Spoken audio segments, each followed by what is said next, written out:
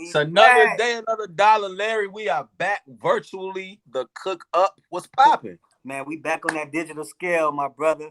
And Feel good, don't it? You know, our special guest is from 803 Orangeburg, South Carolina, to be exact. You know, hottest promoter in South Carolina. Okay. You know, so we did the PRs. Okay. You already know. PRs.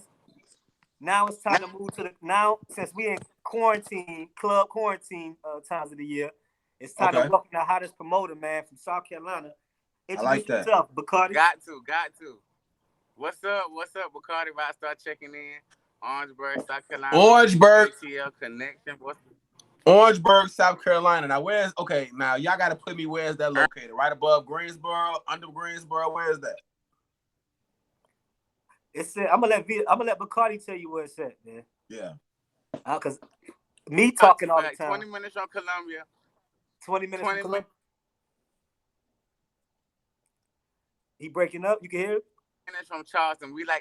So it goes down out there. It goes down. You got Columbia and Charleston coming to the burger. We in the Miller. Not the Miller, the Miller. I could believe it. But see, what's crazy, Vito? I was known for basketball first before the turntables, man. You was hooping? Man, listen, man. So you played for the city, league, and you played for the school league. Right. Coming from where we from. So we played for both leagues. Right. You was hooping. Yeah, so Barcardi don't know me from the hooping days. He just know me from when I moved to Atlanta and DJing days. You know what I'm saying? He don't know for the nightlife. So speaking of right, that's my category. I am the nightlife when it comes to Orangeburg. Oh, you mentioned Orangeburg. You go anywhere. You mention Orangeburg nightlife. Bacardi gonna be there. You don't know Bacardi, you don't know what's going on. Period. So what is the nightlife like in Orangeburg? Would you consider it like a mini Atlanta? Curfew, 11 o'clock. Really? That's really the curfew? No, now. I'm saying now. It's, 11 o'clock. Yeah. So they got y'all on the curfew right now. Yeah. Right. Yeah. Okay. But if it wasn't,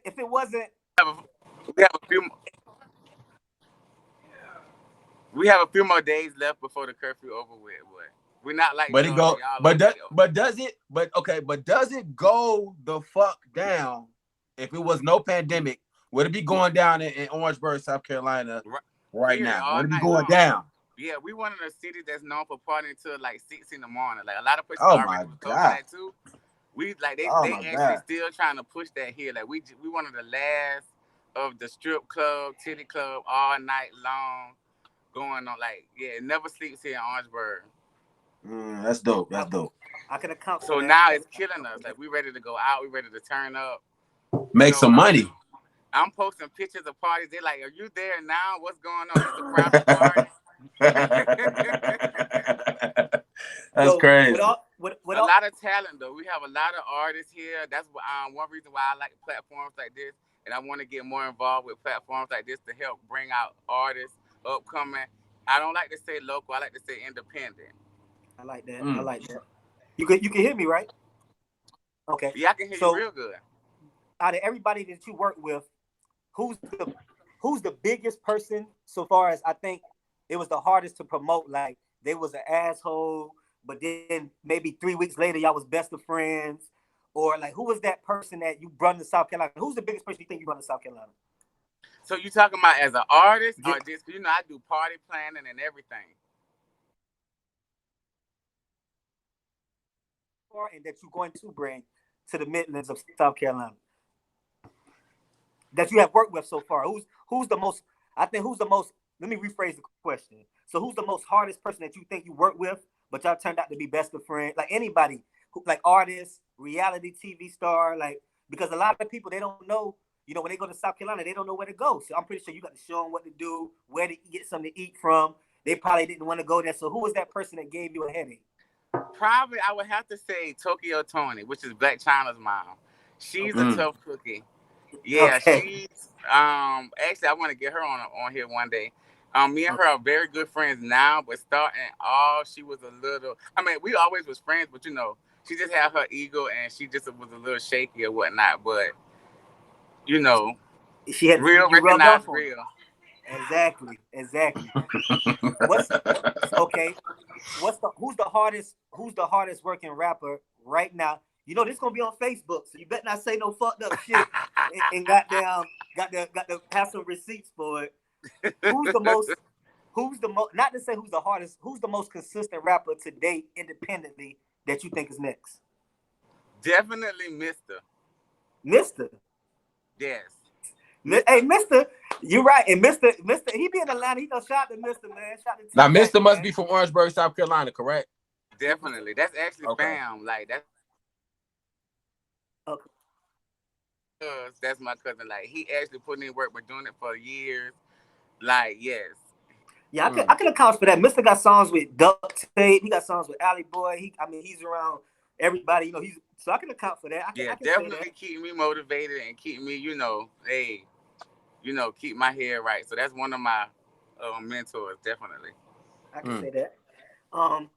What's the difference between a big city like Atlanta? I'm gonna let Vito take the floor after this because I'm pretty sure Vito may have another question for you. Because I moved, you know what I'm saying? So what's the biggest thing that people need to know that can't make it to South Carolina? You know what I'm saying? And what should they know? What you think they should know in your perspective? What should like they I go said, for? it's a lot of talent. We are very underrated here. You know, you ain't from Atlanta, New York, Cali, or something like that. People really ain't trying to feel you or hear you like that. But like I said, it's a lot of talent here. And I feel like South Carolina up next. It's our turn. Atlanta done had their chance.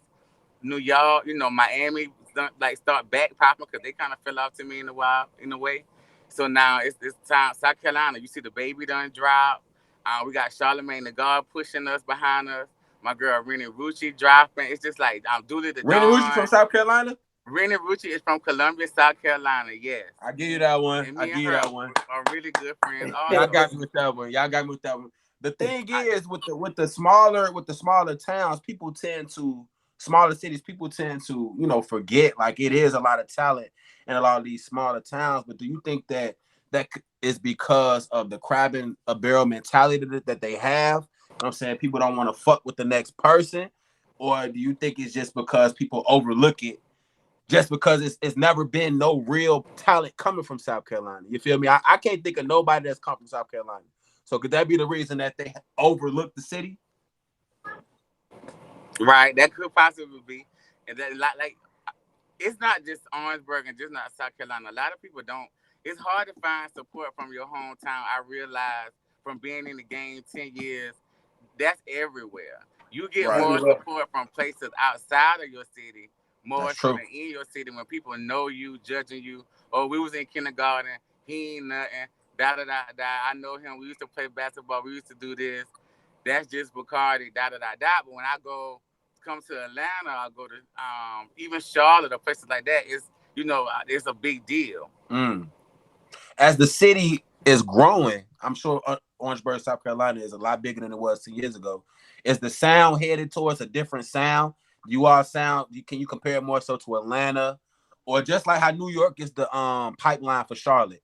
Can you compare it more so to? One thing I can say about Orangeburg, a lot of people, we have our different own sound, and everybody try to do their own thing. We don't try to really, we kind of like pick at people who sound like somebody else. Like that's just how they do it, man. You sound like such and such. Rennie's different. I agree. Rennie.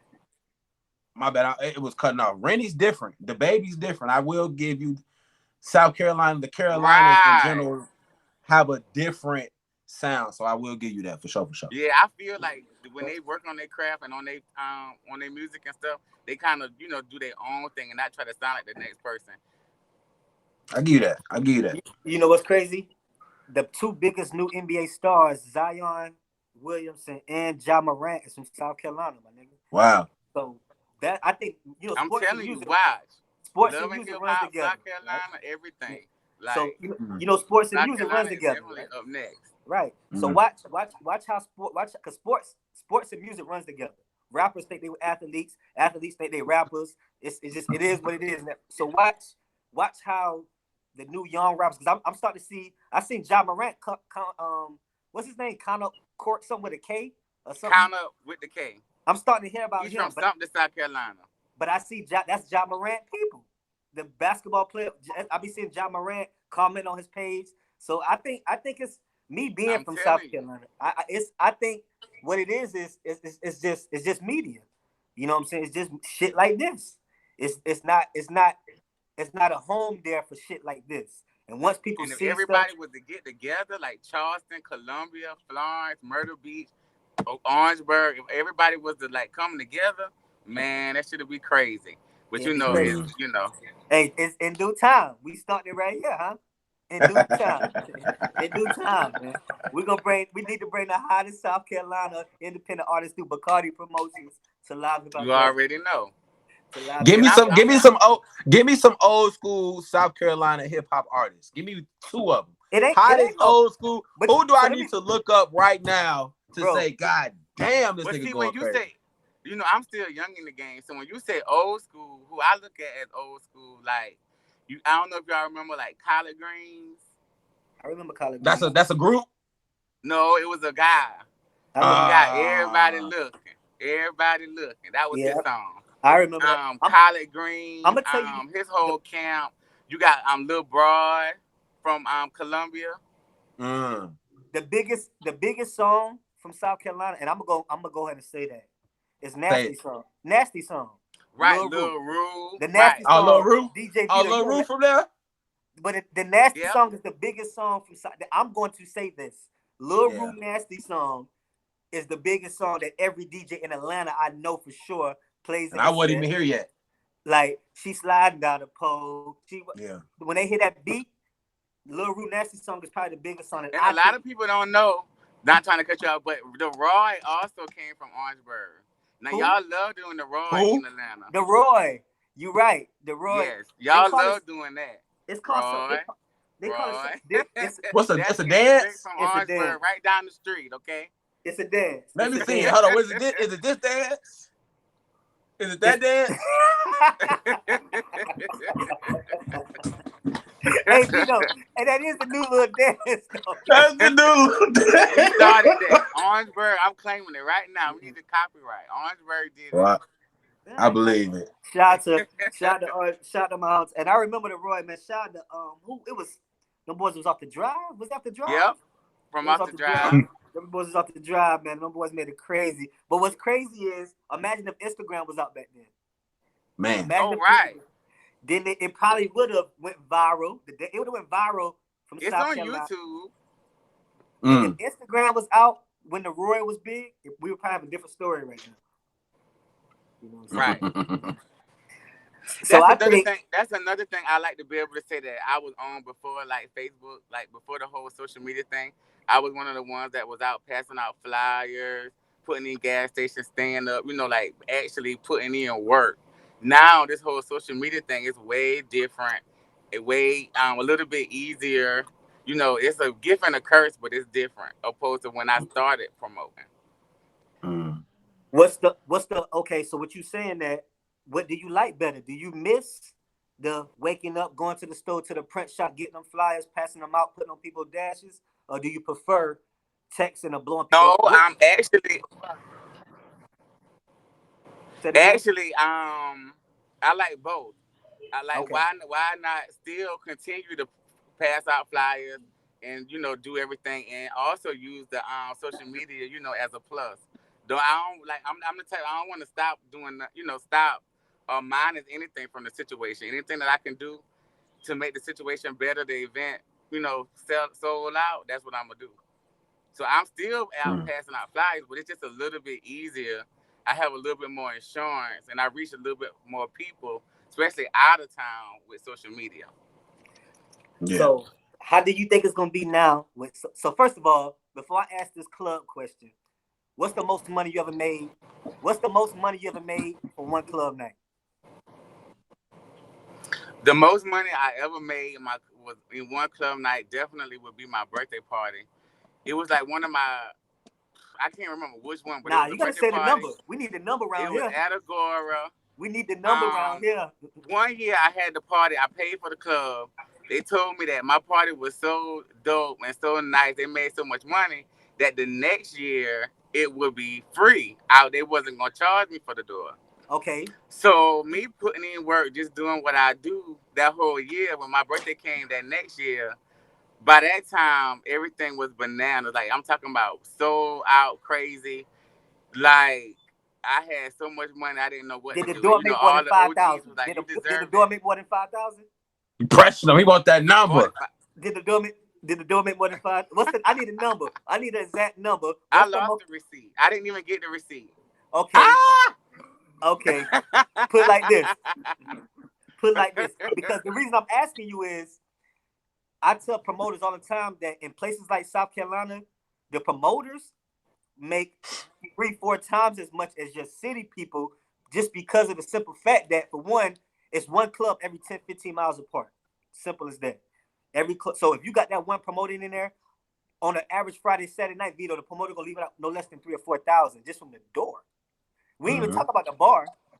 We ain't talk about bar money. Now, bar we money. ain't doing numbers like Atlanta now. It's a little different from Atlanta. True. A little bit more. Yeah, but shit, Atlanta numbers is deflating too. But you know. Don't be fooled by the cap. Don't be fooled by the cap. And them VIP sections running free to the motherfucker for your birthday. Goddamn right.